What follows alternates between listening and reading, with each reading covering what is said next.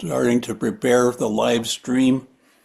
I gave it a Hey, title. David, remember I didn't want to be on live stream? Oh, yeah, it's live, but I'm streaming it. Yeah. David. All right, hold on. Starting to prepare the. Okay. All right, here is myself on live stream, and we're going to do a session on Martin Heidegger, chapter 3. It's about the worldhood, and the worldhood is this amazing concept that he has. And I've been studying Heidegger for, I don't know, 15 years, something like that. And one of these people in front of us has been my guest in all my doctoral seminars about Heidegger. But anyway, so did you want to talk about it or you want me to Yes, turn I it off? do. Hi, I'm Sabine, and I have been lucky enough to work with David for a good number of years, a dear friend, and as is Grace Ann, and he got me into Heidegger world. And somehow I have not really come out of Heidegger world because I like to try to decipher it. To me, it's like an ongoing puzzle. And today I would like to talk to you about chapter 3 of Being and Time, Martin Heidegger, 1927.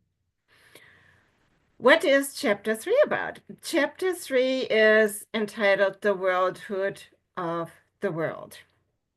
I am reading this in German, but I go back and forth between them because sometimes actually it is helpful to do that. What is he talking about here? Well, there is a concept that he has which is called in der Welt sein. And what is that? In English, that is being in the world. Now, what the heck does that mean, right? Heidegger uses all these terms. I was like, okay, and then piles them up on top of each other. Well, we're going to try to unravel this.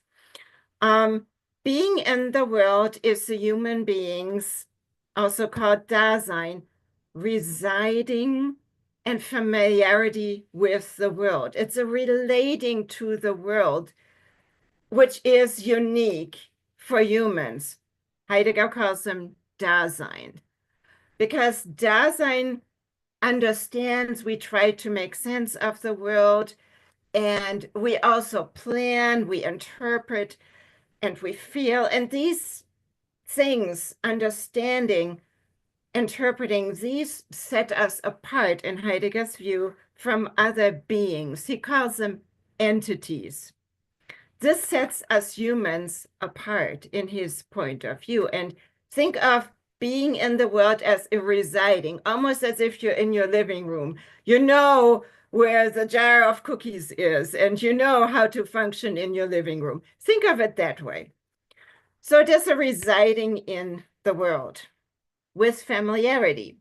Well, being in the world, he calls this also an existential. And what is an existential?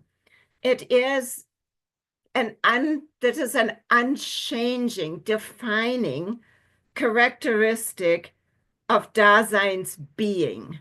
Again, these are the characteristics that make the being of Dasein different from the beings of other entities. And we'll get to that in later sessions as we continue. Therefore, because human, the Dasein, is different from all other entities, he calls the being of Dasein existence. Existence. It is much more than merely being there like an eraser or something. It is a completely different way of being. That's why he calls this existence. So what is the takeaway point here? The takeaway point is being in the world is Dasein's residing, familiarity, connectedness to the world. It's a defining factor in being human, which we call an existential. Now You might ask, we have in the title, the worldhood of the world. Well, we haven't gotten to that yet, right? Other than is in being in the world. So now he starts to pluck this apart. And he said, well, since being in the world contains world, we have to kind of define, what this is. And in his view, world and Dasein, the human being, are absolutely inseparable. So he would even say that they are the same thing.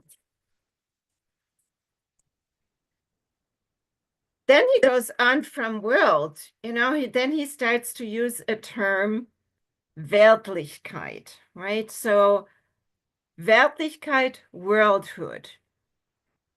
And Heidegger asks in chapter 3, what is that actually?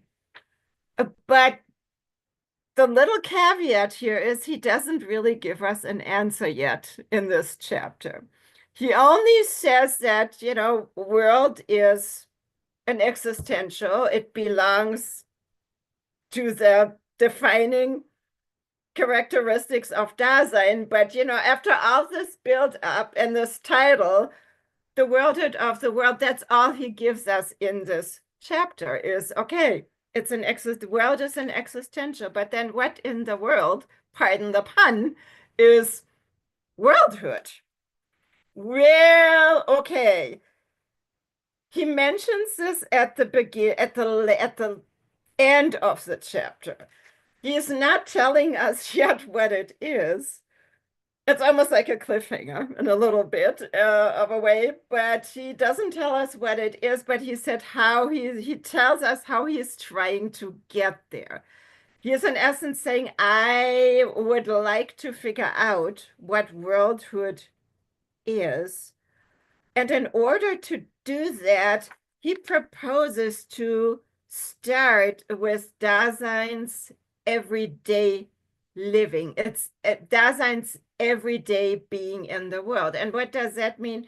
It just means your ordinary routines, going to work, going to school, doing the grocery shopping, whatever you do, going out to coffee with a friend, all of these things that we routinely do. And he proposes to actually to look at this everyday life and from there get to a definition of worldhood. It seems like a tall order to me at this point. But we will see what he gets into in the next chapter, which is chapter 15. So thank you for listening, and we will next time figure out if he gets any closer to what worldhood actually means. Thank you so much.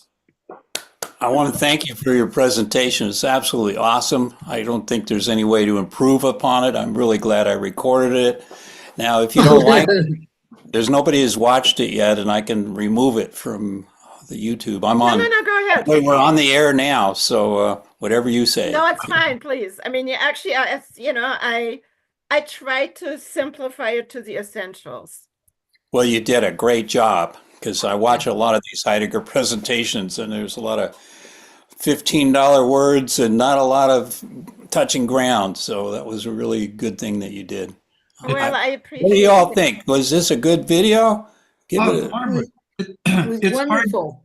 It's hard to boil Heidegger down. I don't know if that's the right word to describe what you just did, but the opacity of his whole output makes it hard to appreciate him. And you make it possible to appreciate him. Like, yeah.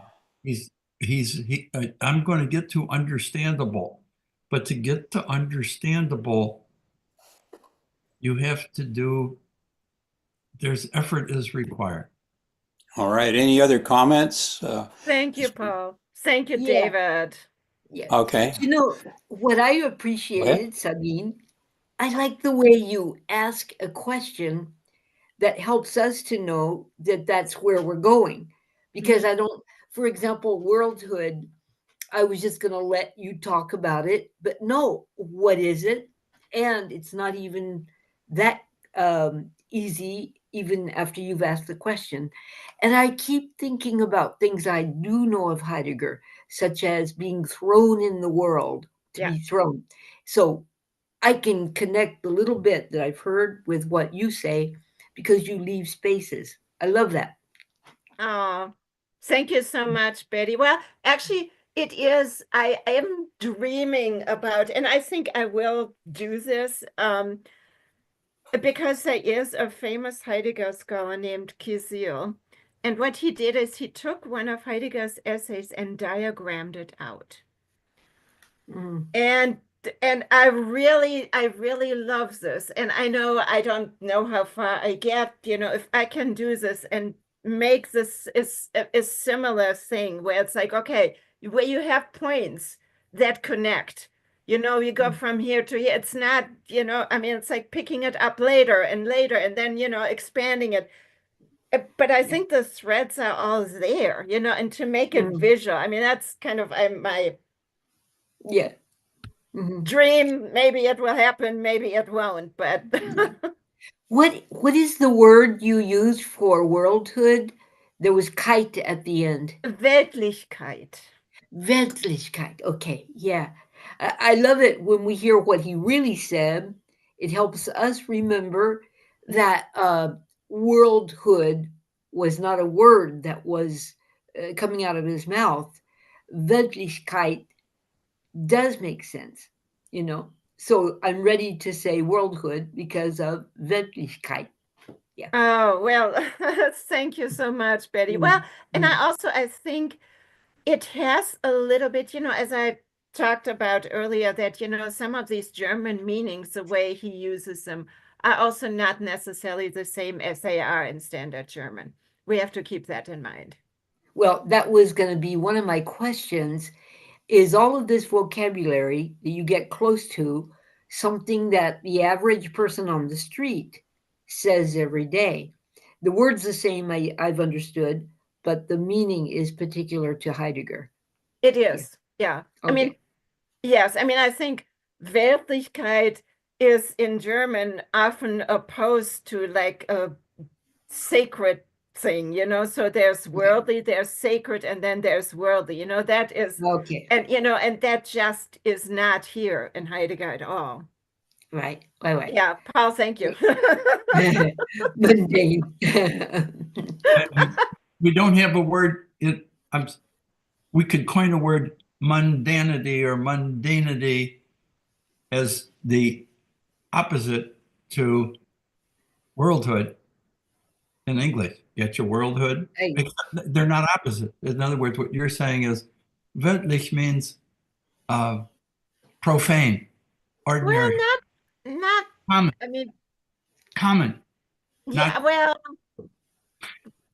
I mean, I think that's actually kind of a hard one to pin down, and that's All right. We're going to cut this short a little bit. I'm going to turn off the thing and so you thank you, say what's everybody. really Hi, on your Duncan. mind. But thank you very much. Let's give her a round of applause. Aw, thanks. Really excellent presentation. She'll be back next week.